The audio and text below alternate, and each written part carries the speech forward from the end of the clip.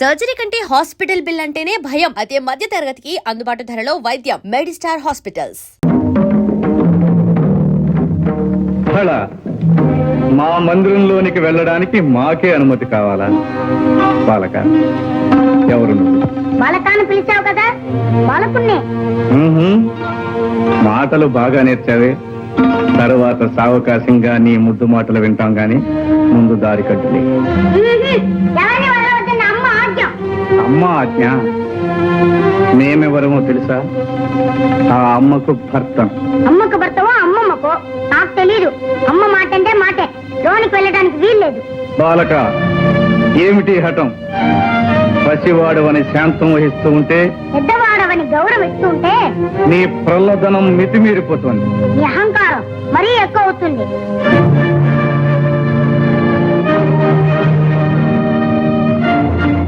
వాచారా, ఈ పరమేశ్వరుణ్ణి నిందిస్తావా? మర్యాదగా దారి వదులు, లేదా ఏం చేస్తా? ఈ బండారా నాకు తెలీదా? ఈ నాటకాలు చాలించి వచ్చిన దారిని వెళ్ళు, లేదా ఈసారి శక్తితో ఈ తల 1000 చక్కలు చేస్తాను. ఇక నిన్ను క్షమించరా.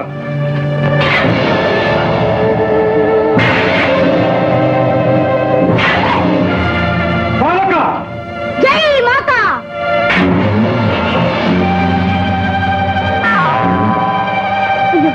అమ్మ చెప్పిన మాట మర్చిపోయి ఆయుధాన్ని విసిరేసాను. జై మాతా.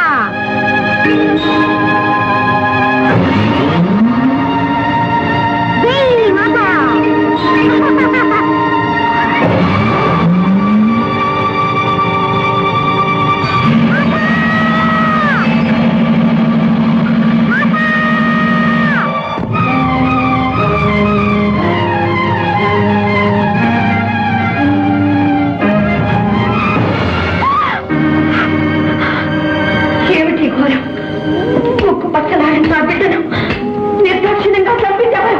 పార్వతి, ఈ పసివాడు నీ బిడ్డడా?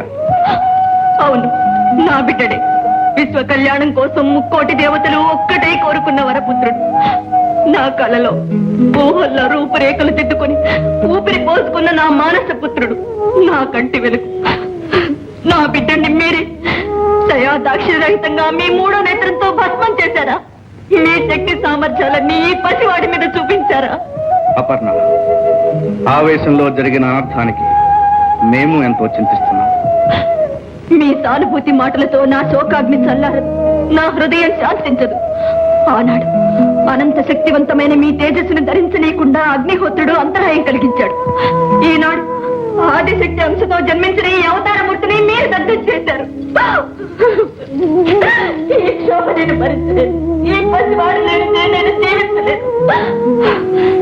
తక్షణం నా బిడ్డని సజీవుని చేయండి, లేదా మీ భవానికి మరణం, ఈ ప్రపంచానికి ప్రళయం. శాంతించు సోదరి, శాంతించు. ఈ పసివాణ్ణి బ్రతికించే భారం మాది. పరమేశ్వర, ఈ విగతమస్తకునికి ఎవరి శిరస్సు తెచ్చి తగిలించాలన్నదే సమస్య. నారాయణ నారాయణ, ఆ అదృష్టం ఎవరి శిరస్సుకు దక్కుతుందో. నువ్వు కోరుకున్నట్టే జరుగుతుంది. ఎల్లప్పుడూ నువ్వు మా సమక్షంలోనే ఉంటావు, మమ్మల్ని చూస్తూ ఉంటావు. అంతేకాదు, ఈనాటి నుండి మాకు నీపై గల వాత్సల్యానికి చిహ్నంగా గజ చర్మాన్ని ధరించి కృత్యవాసుడనే పేరుతో పిలువబడతాం. నంది, భృంగి, మీరు వెళ్ళి ఎవరైతే ఉత్తర దిశను తలబెట్టి శయనిస్తూ ఉంటారో వారి శిరస్సు ఖండించి తీసుకురండి. వెళ్ళండి.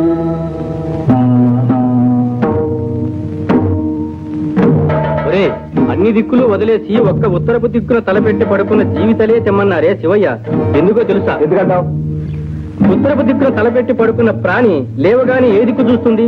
దక్షిణం, అంటే యమస్థానం. మృత్యువును చేరుగా చూస్తుందన్నమాట. అందుకే ఉత్తరపు దిక్కున తలపెట్టి పడుకోవద్దని పెద్దలన్నారు. అదిగో అటు చూడు, అక్కడ ఏదో పడుంది. ఓం నమః శివాయ. ఓం నమః శివాయ. ఒరే, ఈ ఏనుగు ఉత్తరపు దిక్కునే తలపెట్టి పడుకుందిరా. దీని తల తీసుకోవడం. నాయన, నీ ముద్దు మాటలు తనివి తీరా వినలేకపోయానే. ఈ అనర్థం జరుగుతుందని తెలిస్తే నిన్ను కావలి పెట్టకపోయేదాన్ని. నిన్ను చేసేసినా చంపుకున్నాను. శివ కోపాగ్నికి బలి చేశాను. అమ్మా భవాని, చింతించకు. ఇది జగత్ కళ్యాణానికై జరిగిన సంఘటన. నీ బిడ్డడు తప్పక సజీవుడవుతాడు. ప్రభు దశ దిశలు వెతికారు. ఉత్తర దిక్కున తలపెట్టి శయనిస్తూ ఈ గజానం మాత్రము దొరికినది. పరమేశ్వర, ఈ హస్తి మస్తకమును ఆ దేహమునకు సంధించి ప్రాణప్రతిష్ఠ గావింపు. వద్దు వద్దు. చంద్రబింబం వంటి చక్కని మోము కలిగిన నా బిడ్డడికి ఈ ఏనుగు తల, ఆ వికృత రూపాన్ని నేను చూడలేను, చూసి భరించను లేను. కాత్యాయని, నీ బిడ్డడు కారణ జన్ముడు. మూషికుని అంతమొందించుటకై అవతరించిన అవునమ్మా, ఆ మూషికుని చంపుటకు ద్విజన్ముడు ద్విరూపుడు కావాలని కదా దైవ నిర్ణయం. ఏనుగు తల విజ్ఞానానికి సంకేతం, మదించిన బలానికి గుర్తు. నీ సుతుడు మహావిజ్ఞాని, మహాబల సంపన్నుడు అవుతాడమ్మా. అంతేకాదు, నీ తృప్తి కోసం ఈ బిడ్డడికి కామరూపం ప్రసాదిస్తున్నాం. ఎవరు కోరిన రూపంలో వారికి కనిపిస్తాడు. కాదనక చిరంజీవిని చేయండి. భవదనుగ్రహం ఎలాగుంటే అలాగే కానివ్వండి.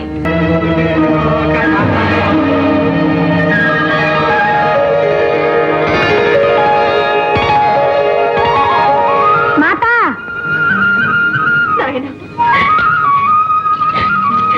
చిరంజీవి,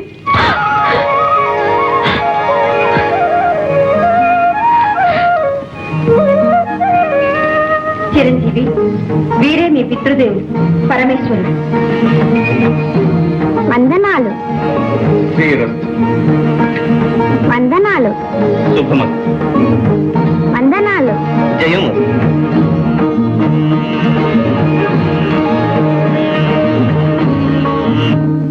విన్నావా నారదా, దేవతలు చేసిన కుతంత్రము? నారాయణ, ఆ తంత్రము అప్పటితో ముగిసిపోలేదు మూషిక రాజేంద్ర.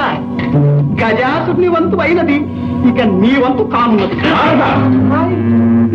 ఏదో నీ శ్రేయోభిలాషిని కనుక ముందుగా హెచ్చరించిపోవాలని వచ్చినాను. నిన్ను నిర్జించడానికై దేవతలందరూ భవానితో మొరపెట్టుకునగా పార్వతి ఒక మహాశక్తివంతుడైన వీరుణ్ణి సృష్టించింది. ఎటుల ఎటుల మమ్ములను నిర్జించుటకు వీరుడు సృష్టించినదా?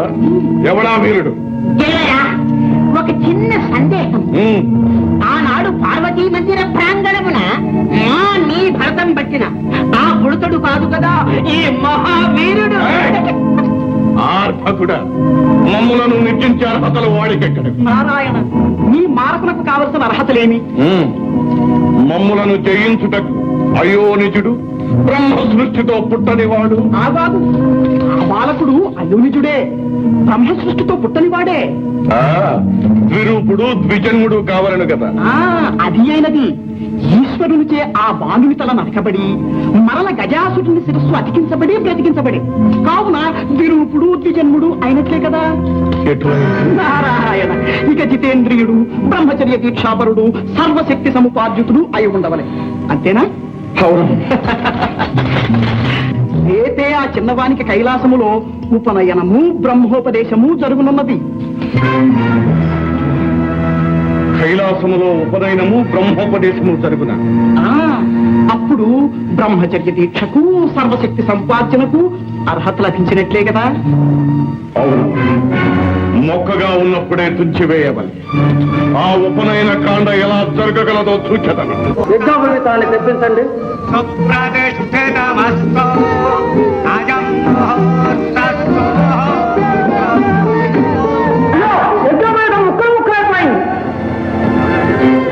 నారాయణ నారాయణ, ఏ యువతములో ఉంటుంది. సువర్ణ తంతువులతో ప్రత్యేకంగా తయారు చేయబడిన యజ్ఞోపవీతమది. ఏమిటి కట్టం?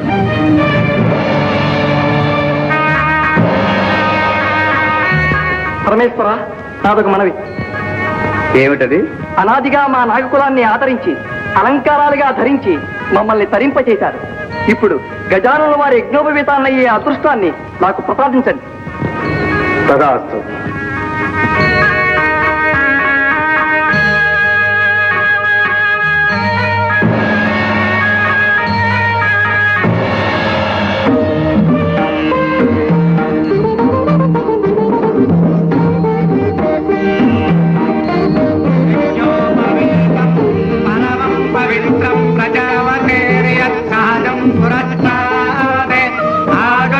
అగ్రిజం ప్రతిముంచ శుభ్రం యజ్ఞోపవేతం బలవస్తు తేజ యజ్ఞోపవేత ధారణ ముహూర్తస్సు ముహూర్తం. దేవరా, మీరు మూషికముగా మారి యజ్ఞోపవీతాన్ని కొరికి ముక్కలు ముక్కలు చేసిన ప్రయోజనము దుర్వ్యక్తి. వారి కార్యము జరిగిపోయినది. అయిననే ఇంకనూ బ్రహ్మోపదేశము కావాలని కదా. చిరంజీవి, బ్రహ్మవిష్ణు శివాత్మకమైనది. సర్వ మంత్రాధ్యయనమునకు సాధికారము కల్పించినది బ్రహ్మోపదేశం. ఆ మంత్రము అతి రహస్యము, స్వరప్రధానము కనుక శ్రద్ధగా ఆలకించి స్వీకరించు. పరమేశ్వర, తండ్రిగా తనయుడికి మీరే మంత్రోపదేశం చేయాలి. అవశ్యం తానైనా.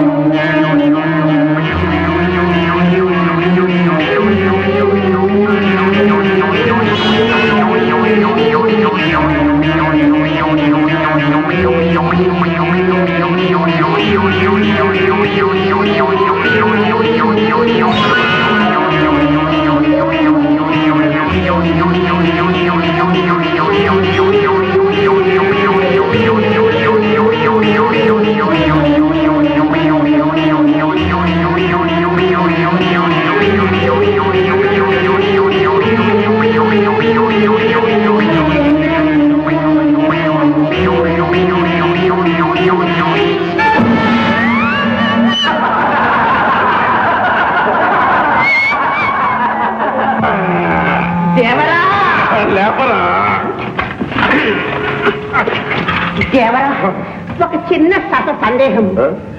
చెవి దెబ్బే ఇంత ఘోరముగా ఉంది, తొండం దెబ్బ ఎలా ఉంటుందో. ఇల్లులకుగానే పండుగ కాదురా. కఠోర నియమనిష్టలతో కూడుకున్న బ్రహ్మచర్య దీక్షను ఆ అర్భకుడు ఎలా సాగిస్తాడో, ఎలా సాధిస్తాడో మేము సూచనము కాక.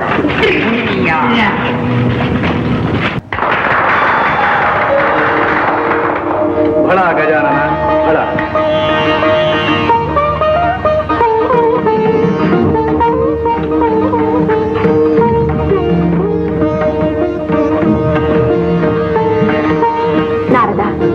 నేటితో మా చిరంజీవి సకల విద్యా ప్రపూర్ణుడైనాడు. నారాయణ నారాయణ, సర్వకళాది దేవత. మీరు భయలు తలుచుకుంటే రానిది కానిది ఏముంటుంది తల్లి. విద్యాభ్యాసం ముగిసింది.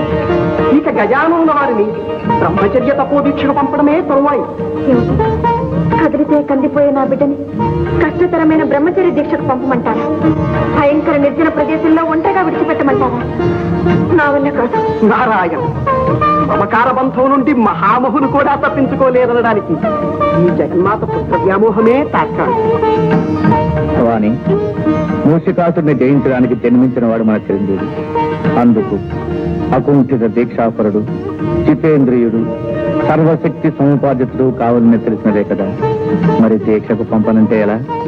సందేహించక తీరించి పంపించు. మాతృత్వ మమకారంలో పడి నా కర్తవ్యాన్ని మర్చిపోయాను. నాయన, అచంచలమైన నిగ్రహంతో బ్రహ్మచర్య దీక్ష పరిపూర్తి చేసుకురా. ఇంత భారం నా మీద పెట్టారు. నా కర్తవ్యం నెరవేర్చగల శక్తిని నాకు ప్రసాదించండి. అచంచల మనోబల సిద్ధిరస్తు. సంకల్ప సిద్ధిరస్తు. జయోస్తు.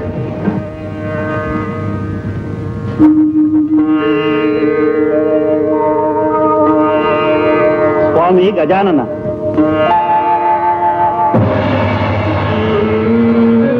మీ దీక్షాకాలం పూర్తయ్యే వరకు మీ తపస్సుకు ఎటువంటి అంతరాయం కలగకుండా మా సర్పకుమారులు కావలి కాస్తారు. అనుగ్రహించండి. అవశ్యం.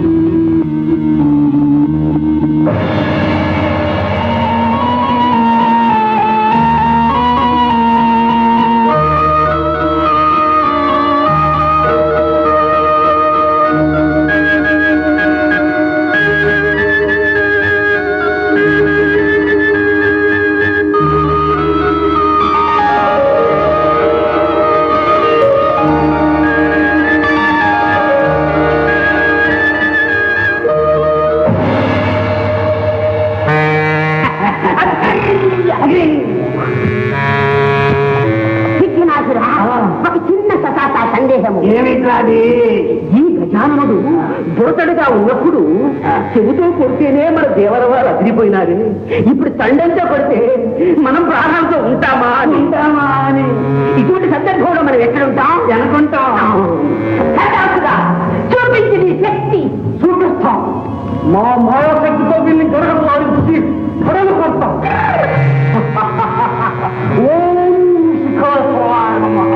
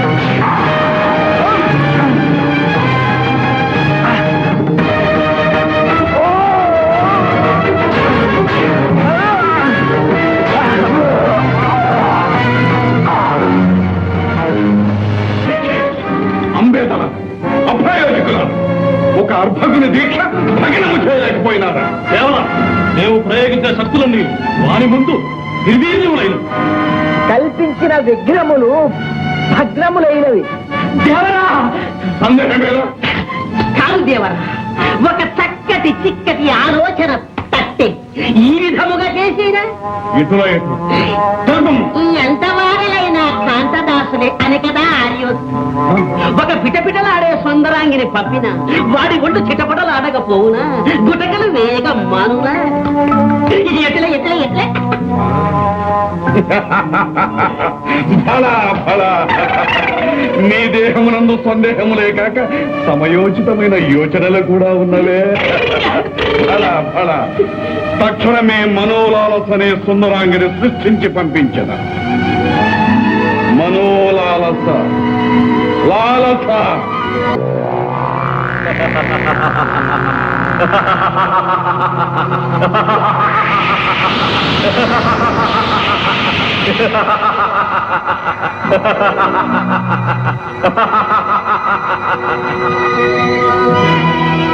భళ గజానన భళ. అరిషట్ వర్గాలను జయించి జితేంద్రుడవని పిలుచుకున్నావు. తపస్సు చేత సిద్ధిని, సిద్ధి చేత బుద్ధిని సాధించుకున్నావు. ఇదిగో ఈ సిద్ధిని బుద్ధిని స్వీకరించు.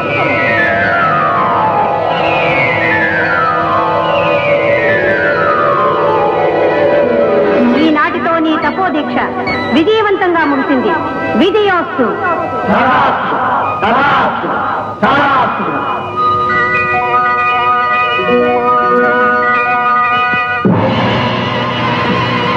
దేవా, అమేయ ప్రభావ, నిరంతరం మీ సేవ చేసుకునే భాగ్యం ఈ దాసులకు ప్రసాదించు స్వామి. సర్పరాజా, దీక్షాకాలంలో మీరు ఇచ్చిన సహకారానికి సంతసించాం. ఈనాటి నుండి కటి సూత్రంగా, భుజ కీర్తులుగా, ఆభరణాలుగా మీ సర్పాలనే ధరిస్తాం. ధన్యవాస్మి, ధన్యవాస్మి.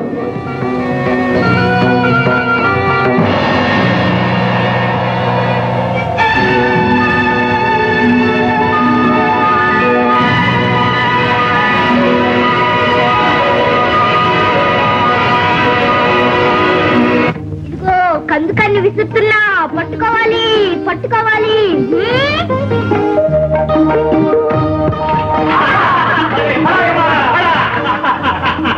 భళా భళా, చురుకైన వాడివే.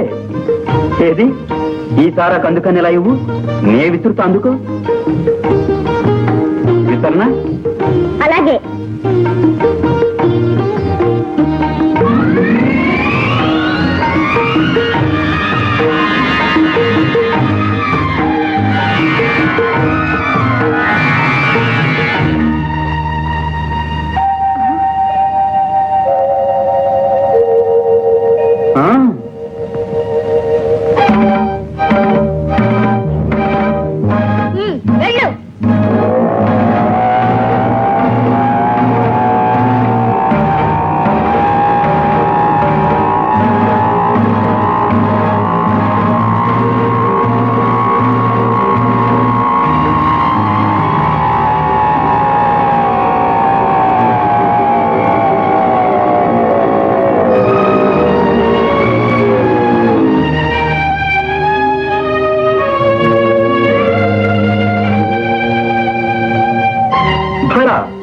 ఈ చురుకుతనం ఆటలలోనేనా లేక అన్నింటిలోనూ ఉన్నదా? అన్నిట్లోనూ వీరున్నే. నిన్ను చూస్తుంటే నాకు ముచ్చట వేస్తున్నది. రా. నీ రూపం నాకు ఎదురులా ఉంది. వీరుడవేగా, వదిలించుకో.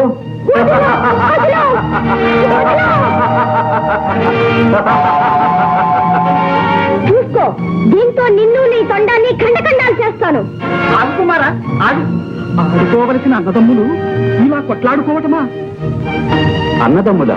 అవును గజానన, ఈ కుమారుడు నీ తమ్ముడు. తమ్ముడా? ఓహో, నీకు తెలియకుండా ఈ తమ్ముడు ఎలా పుట్టాడు, ఎక్కడ పుట్టాడు అని ఆశ్చర్యపోతున్నావా గజానన? అయితే విను. తారకాసురుని సంహరించగల మహాబలుడైన పుత్రుడు కలగాలనే ప్రగాఢ వాంఛతో పార్వతీ పరమేశ్వరులు సుదీర్ఘ శృంగార కేళీ కలాపాన్ని సాగించారు.